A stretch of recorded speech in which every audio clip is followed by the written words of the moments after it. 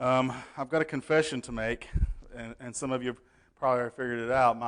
My rope illustration this morning was not my original idea. Like a lot of my ideas, it wasn't my original idea. But I don't know. When I saw it the first time, it really hit home for me, and it's something that I've wanted to do. So I'm not making any New Year's resolutions about not using things that I've seen done and coming up with my original ideas. So, and that's good news for you. Did anybody make any resolutions, by the way? Nobody made one. Well, that's it. I'll see y'all. A lot of people will make resolutions. I've even made them from time to time, and in true David Letterman style, I've got the top 5 resolutions that people make to start the new year. Number 5 is to take up a new hobby. I remember I've always regretted not learning to play a musical instrument. My wife has not regretted it, but I've regretted it. And I was in Branson one time, and they had this for lack of a better word, it was like a steel guitar that you set on your lap, and you plucked it, and there was numbers, which works well for me because I know my numbers from 1 to 9, and I tried to play it, and I played it about 2 weeks, and a string broke on it, and I've not played it since. So I need to dig that thing out. Number 4 is to make more money. Probably a resolution that a lot of people in the world made when the new year started. Number 3 is to improve a relationship, and that's a good thought to have. Number 2 is to stop a bad habit, and of course, number 1 is to lose weight, which I've made. This is my 51st New Year, so I probably made that resolution 30 times or so. Well, probably not that many, maybe 25 times. So, not too awful long ago, I'm on the scales, and I'm like this, and Debbie walks by me, and she says, "Sucking your gut in won't make you any lighter." And I said, "I know, but that's the only way I can see the numbers."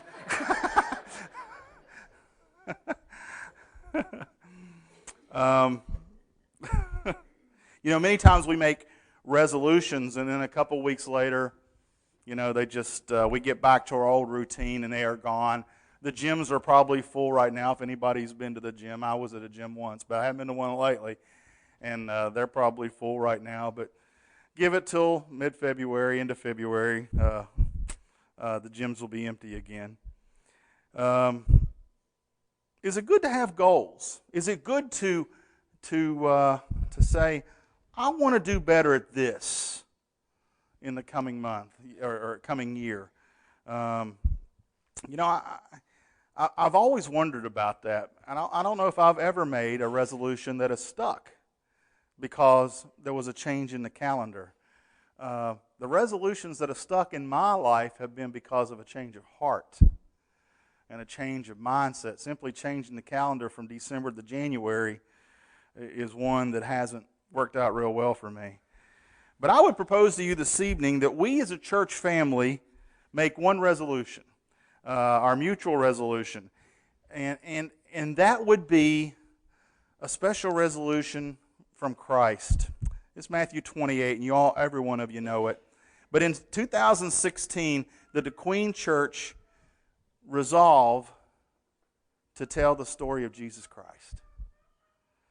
In 2016, the DeQueen Church to commit to sharing the story of Jesus with our family, with our friends, with our neighbors, with our loved ones who don't know Jesus. This is verse 18 in Matthew 28. Then Jesus came to them and said, "All authority in heaven and on earth has been given to me. Therefore, go make disciples of all nations, baptizing them in the name of the Father, the Son, and the Holy Spirit, and teaching them to obey everything I've commanded you, and surely I'm with you always till the very end of the age." Church family, I think that's got to be our mutual resolution in 2016. To be passionate about sharing the story of Christ to our circle of friends, to our sphere of influence. And everybody has one. You know, I had a brother of mine that invited me to dinner, and he really didn't. He was kind of not unspecific about what the dinner was about. And when I got to the dinner, first thing I found out, I was amazingly underdressed. But the second thing I found out was he wanted me to sell Amway. And if you've ever been to one of those Amway presentations, you know they got the circles, right? Everybody has a circle of influence. And if you can just sell to your circle of influence Amway, you know, your financial worries are over. Well, I didn't end up selling Amway. But I do, and you do, have a circle of influence. And some of our circles overlap and collide with each other. But there are some people in my circle that are exclusively mine that you wouldn't have never met or would never have any influence over. And there are some people in your circle of influence that I will never meet, or I will never have the influence over them that you do. You know, we'll never know the difference that Jesus can make in the people's lives that are in our circle of influence until we are willing to tell them what a difference He has made in ours. I'm going to repeat that. We will never be able to know the difference Jesus can make in their lives unless we are willing to tell them about the difference that He makes in ours. You know, you guys know I love quotes, and I'm quoting the great theologian Winnie the Pooh tonight. Winnie the Pooh once said, when you want to make a difference in someone's life, you can't stay on your end of the forest. Sometimes you have to go to the other end of the forest. And so maybe we decide as a church family that we're going to share the story of Jesus Christ in 2016, knowing that decision means I might have to go to the other side of the forest, or the other side of the country, or the other side of the county, or the other side of the street, or across the hall, or across the room. So what's next? I want to share with you this evening what I think is the most important thing that will help us keep this resolution of sharing Jesus. We've spent much of our first couple of months together in the book of James, and that's not just a coincidence, it's on purpose. And James 3, starting with verse 17, says, "But the wisdom that comes from heaven is first of all pure, then peace-loving, considerate, submissive, full of mercy and good fruit, impartial and sincere. Peacemakers who sow in peace raise a harvest of righteousness." We talked about righteousness some today. You know, when we study the early church, one thing that just shines through is that, to me, is that the early church grew by leaps and bounds. Despite the numerous roadblocks and unbelievable persecution and suffering and intense opposition that the early church had, Satan seems to have all his forces and all his crosshairs aimed at the early church, and the early church grows like crazy. Why is that? Why does the infant church grow? What did they have? I think one key is in Acts 2:46. Every day they continued to meet together in the temple courts. They broke bread in their homes and ate together with glad and sincere hearts. Glad and sincere hearts. People don't like to be around grouches. At least I don't enjoy being around grouches. And fewer people like being around phonies. To me, and in my experience, nothing is a bigger turnoff to the unsaved than someone pretending to be something that they aren't. People around us need to know, in this circle that we're talking about, that we are saved. We are not perfect, but we are saved. They need to know that we struggle, and sometimes we mess up, and God loves us anyway. I believe a big reason people don't come to church is because they feel like they have to get their life together before they come. That I have to get my life together before I come to church. That I have to get my life together before I come to Jesus. And folks, I don't know where they get that message. It's got to be from us. Because that's not the message of Jesus.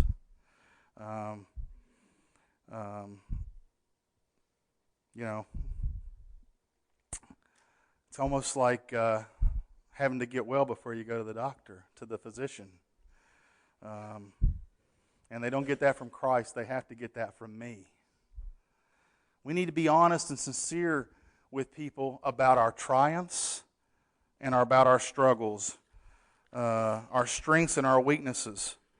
I think there's 4 ways that Christians kind of interact with each other, and all of them are not good. Matter of fact, of the 4 I'm going to tell you, I think only one is really good.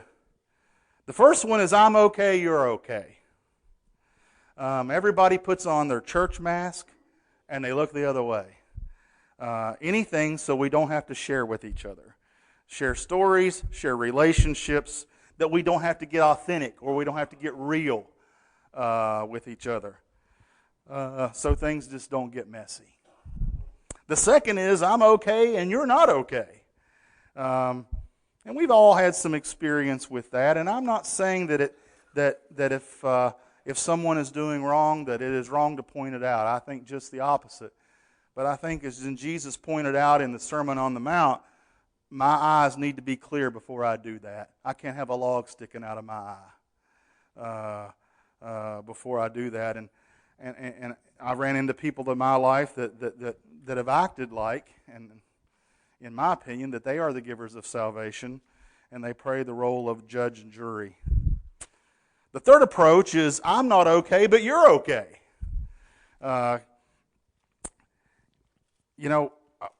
Growing up, I think one of the things that would have really helped me, and I grew up in a fine church with some fine men, great men. And I think it would have really helped me if one of those guys had put their arm around me and said, you know what, Tony? Life ain't easy for me either. I struggle sometimes. Because you know what I thought? I thought they were perfect. I thought, man, I'll never measure up to Jesus. I won't measure up to Bill Edwards or Charles Craddock. And one of those guys, and it's not their fault. It was something that wasn't done in the mid-'70s. But if one of those guys had put their arm around me and said, Tony, I know you're struggling, and sometimes life's hard for me too, I think it would have encouraged me to know that other people around me were struggling, that I wasn't the only one struggling. They were struggling as well. They were just doing a much better job at hiding it than I was. So the way we should treat each other is not I'm okay, you're okay, not I'm okay, you're not okay, not I'm not okay, but you're okay. But I think the fourth way that we should treat each other is back there in verse 46 that we read. With glad and sincere hearts. Leroy Brownlow, I know Leonard is a big fan of Brownlow. And he has 10 rules for glad living. And they all have a Jesus principle. And I want to share those with you tonight. And I don't know how you could practice these 10 things and not be glad. Number 1 is give something away with no strings attached. Number 2 is do a kindness and forget about it. Number 3 is spend a few minutes with the aged. Their experience is priceless guidance. Number 4 is look intently into the face of a baby and marvel. Man, number 4 is something that I'm in awe every time I do it. Number 5 is laughed often. It's life's lubricant. Number 6 is give thanks 1,000 times a day is not enough. Number 7 is pray or you will lose your way. Number 8 is work with vim and vigor. Number 9 is plan as though you'll live forever, because you will. And number 10 is live as that you'll die tomorrow, because you will die on some tomorrow. That pretty well covers glad to me. I think if I could go out every day and do these 10 things, I think my heart would be glad. I think people would see the gladness in me, and they would want what I've got. You know, I had a big fear of selling Amway because I was afraid that I was going to have all this stuff that nobody wanted in this circle that they were drawing on that board. But you know what? If I've got this, people are going to want it. They're going to want to know, what do you have that I don't have? Because I want it in my life. Well, what about sincerity? Gladness and sincerity. Mr. Webster says sincerity is a noun, the quality of being free from pretense, deceit, or hypocrisy. Used in a sentence, the sincerity of his beliefs is unquestionable. I want to tell you about a young man that lived around the time of Paul in ancient Corinth. And he was pouring hot water into this beautiful, colorful clay vessel. And no sooner that he got the hot water in the vessel, it began to leak. And then after it began to leak, it began to kind of fall apart in his hands, where the vessel just went to the ground and all he was left with was wet hands. Well, after looking closely at the broken pottery, he discovered that there was clay in there, but there was also wax. And the hot water had melted the wax and revealed the inferior quality of the vessel. The young man had basically brought a piece of junk. Corinth was famous for its pottery in that day. However, there were many dishonest merchants that preyed on the trade. And if a vessel were cracked, some deceitful potters would melt wax and carefully wedge the wax in between the cracks in the pottery. And then they would skillfully paint over the wax so it couldn't be noticed by unsuspecting customers. But careful shoppers found that if they could expose the cracks by holding the pot up to the sunlight, that they could see the cracks, even with the wax and the paint on them. You could look, it's just kind of like an x-ray. They could hold that thing up to the sun and they would see every crack in it. What does a piece of pottery have to do with us in our lives today? You know, we can draw an analogy from a simple account that applies to every Christian life. A man or a woman of God is sometimes referred to as a what? A vessel. As in one of Paul's letters to Timothy in 2 Timothy 2:21. God says He is the potter and we are the clay. And He is forming us into vessels in Romans 9:21 through 23 and Isaiah 29:16. The practice of covering up poor workmanship with wax was common in Corinth in the day of Paul. Perhaps Paul had this in mind when he wrote the text. The Greek word, and I'm not even going to try to say it, it is E-I-L-I-K-R-I-N-I-A. Translated, sincerity means genuine. The English word sincere is a good translation of that word. This word in English comes from two Latin words, sine and cere. Sine simply means without. And cere means, are you ready for this? It means wax. So sincere literally means without wax. An honest merchant in ancient Corinth, when presenting a product to a buyer, could say, this is a sincere vessel. It is sincere pottery. You know, and I think about my life. And I think about how many times I've tried to take the cracks in my faith, the weaknesses, the things I'm struggling with, the areas that I need to improve. And I've tried to shove wax in there. And then I've tried to paint over it. Then I come to church. Don't want anybody to see my cracks. Don't want anybody to see my weaknesses. Don't want anybody to see what I'm struggling with. I think the beginning of a year, if turning the page in a calendar serves any good thing at all, it is a time to take our vessel and hold it up to the sun and see the cracks. We've all got them. Some have got more than others. But I guarantee you, whatever that crack is that you're trying to shove wax into and paint over so nobody can see it, there is somebody in this church family struggling with the very same thing. And guess what? If we don't talk to each other, if we have a relationship that includes a church mask where I come in and I wear my mask and that I'm okay, you're okay, we never get those cracks fixed. And it keeps us from being sincere without wax. So tonight the invitation is, if you're dealing with a crack in the pottery, I want you to come and we're going to pray with you. Maybe it's something you want to get up and talk about. Maybe it's something you want to keep to yourself. But this church family wants to pray for you. They want to love you. They want to encourage you.